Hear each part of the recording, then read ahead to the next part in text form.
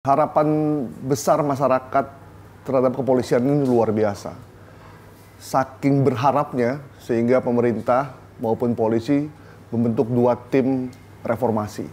Ini menandakan bahwa keinginan dan harapan publik itu ditangkap. Karena itu untuk membahas soal bagaimana reformasi, transformasi atau apapun namanya, Polri ini akan bisa lebih baik, saya sudah menghadirkan sosok yang memang paling layak untuk bicara soal reformasi Polri. Dan kalau saya pegang buku ini ada buku judulnya Ayat-Ayat Pemolisian, karya Profesor Dr. Krisnanda Dwi Laksana MSc. Dan orang yang akan saya wawancara ini adalah dia yang nulis buku ini.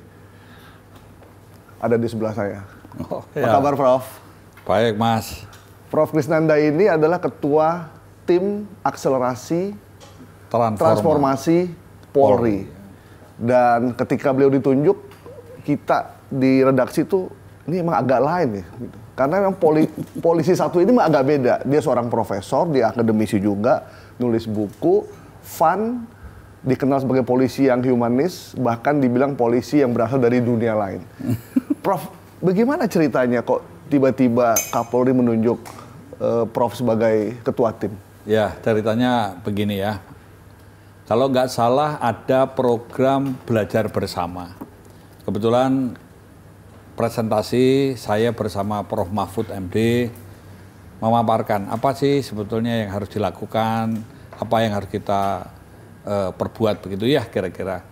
Nah hari berikutnya kita ada rapat bersama dengan penasihat ahli, para pakar dan banyak hal. Itu tahun berapa, Prof? Ya kemarin ini. Oh kemarin itu? Ya waktu saya lupa ya tanggalnya berapa ya. Berarti tahun ini ya? Berarti ya tahun ini sudah bulan September kok. September lah ya. Nah Pak Wakapolri bisi saya, Bang, Abang ya ketuanya. Nah kira-kira kalau disuruh bilang apa? Ya, masih siap. Ya siap, saya bilang gitu. Nah artinya begini ya. Ini kita, kalau saya berpikir selalu positif. Saya berusaha untuk melihat bagaimana melakukan suatu akselerasi transformasi atau reformasi ini suatu hal yang semestinya dilakukan. Contoh saja MNC atau Mas Gaib sendiri sebagai presenter, di mana saja harus belajar. Karena yang namanya ini adalah bagaimana kita ini bisa berani belajar dan memperbaiki selama masa lalu, siap menghadapi tuntutan, tantangan, ancaman, dan harapan di masa kini, serta menyiapkan masa depan yang lebih baik. Nah, sebenarnya konteks ini kan juga tidak bisa siap gerak, baik gerak, berubah gerak, nggak bisa. Tapi ada suatu proses. Nah, ketika Prof ditunjuk untuk jadi ketua tim, apa langkah pertama yang dilakukan? Saya langkah pertama tentu bagaimana kembali pada keutamaan. Keutamaan polisi pada pemolisiannya, yaitu pada kemanusiaan, keteraturan sosial, dan peradaban. Nah, maka kalau konteks yang mendasar bagi Polri ini, kita melihat polisi bisa sebagai petugas, bisa sebagai fungsi, sebagai institusi kan gitu ya. Maka saya ingin menyampaikan berkali-kali pada Tribrata dan Catur Prastya. Nah konteks Tribrata ini melihat suatu deklarasi polisi sebagai fungsi dan sebagai institusi. Kami polisi Indonesia ya. Berbakti kepada nusa dan bangsa dengan penuh ketakwaan kepada Tuhan Yang Maha Esa. Artinya sebagai patriot yang beriman. Nah, ini yang menunjukkan satu hal. Yang kedua, menjunjung tinggi kebenaran, keadilan, dan kemanusiaan. Ini demokrasi. Kebenaran, keadilan, kemanusiaan dalam menegakkan hukum negara kesatuan Republik Indonesia yang berdasar Pancasila dan Undang-Undang Dasar tahun 1945. Artinya ini juga menunjukkan keindonesiaan yang Pancasilais. Kemudian yang selanjutnya yang ketiga, senantiasa.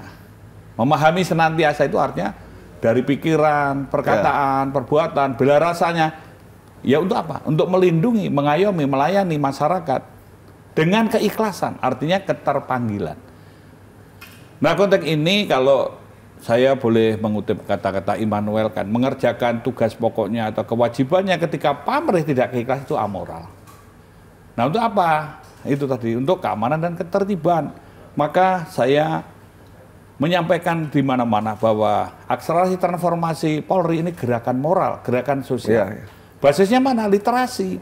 Karena perilaku organisasi itu refleksi kualitas literasi. Literasi bukan hanya baca tulis, tadi ada perubahan mindset. Kalau saya sampaikan Tribrata, sekarang Catur Prasya. Pada Catur Prasya ini menunjukkan bahwa sebagai insan Bayangkara, kehormatan saya adalah berkorban. Kehormatan berkorban. Ini kalau orang Jawa kan mengatakan begini, sedumuk batuk senyari bumi.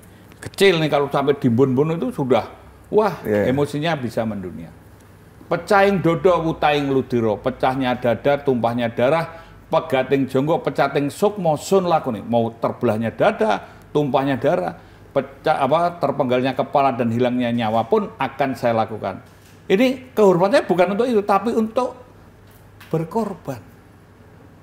Demi masyarakat, bangsa, dan negara. Untuk yang pertama, meniadakan segala bentuk gangguan keamanan. Karena semua gangguan keamanan ini kontraproduktif. Dalam masyarakat yang demokratis, untuk bisa bertahan hidup, tumbuh, dan berkembang, harus ada produktivitas. Mau tidak mau, ini gangguan keamanan terrefleksi dari keamanan dan rasa aman. Keamanan dan rasa aman. Bukan keamanan yang tertekan, bukan keamanan yang mencekam, bukan keamanan yang penuh ancaman, dan bukan keamanan gaya preman. Nah, konteks yang kedua adalah menjaga keselamatan jiwa raga, harta benda, dan hak asasi manusia. Ini menunjukkan bahwa sumber daya manusia adalah aset utama bangsa. Nah, konteks di sini ini juga bagian demokrasi tentunya. Nah, yang ketiga, menjamin kepastian berdasarkan hukum. Kepastian berdasarkan hukum. Ini bagian supremasi hukum. Ini juga suatu bagian dari demokrasi. Dan satu lagi, memelihara perasaan tentram dan damai. Artinya, kalau kemarin saya diskusi dengan banyak pihak, kenyamanan itu lebih dulu ada. Nyaman. Jadi artinya membuat nyaman, bangsa ini kuat karena apa? Karena demokrasi, karena didukung civil society. Dengan apa? Dialog.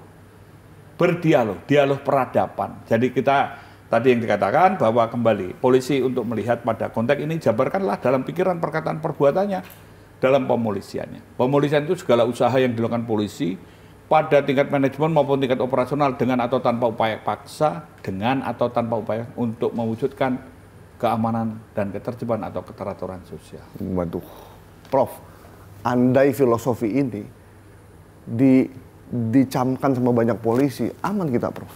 Semestinya ya, kita harus seperti itu. Karena kan deklarasi, kita ini kan boleh mengatakan begini ya, maksud saya tidak mengatakan siap gerak, bisa gerak. Tapi dimulailah seluruh pemimpin di semua lini ya, karena pemimpin ini akan mempunyai efek. Karena pemimpin ini sumber energi, dia harus menjadi inspirasi. Mohon maaf kalau saya kutip bahasa Jawa lagi. Pemimpin kuwi yo nyuntun nih, ngancan nih, ngajari, belani, nek perlu bayari. Betul. Jadi ketika filosofi ini udah dipahami oleh semua pihak, termasuk oleh teman-teman polisi yang lain, semuanya akan baik gitu maksudnya? Ya tentu tidak bisa langsung begitu ya, karena harapan kita tuh yang ideal dengan aktual itu sama. Harapannya. Ya. Atau kalau gap tidak terlalu jauh. Maka di sini untuk menjembatani perlu ada keutamaan. Keutamaan itu menurut Profesor Franmani Suseno mengatakan begini. Beliau mengatakan, keutamaan itu gampang di mana-mana melihat yang baik dan benar. Yang baik, benar. Sesuai dengan hakikatnya gitu ya. Yang kedua adalah gampang sekali berbuat baik dan benar. Dan kalau melakukan yang baik dan benar itu mendapat dukungan karena itu bagian atau refleksi dari core value-nya. Tapi kan Prof mendengarkan harapan dari masyarakat, keluhan dari publik tentang apa yang dilakukan oleh teman-teman kepolisian terhadap masyarakat ketika melakukan penertiban. Itu yang saya katakan dialog peradaban, rasa. Manusia itu pakai rasa. Komputer, AI, apalah gitu ya, robot bisa lebih pintar, tapi tidak kalah bijaksana.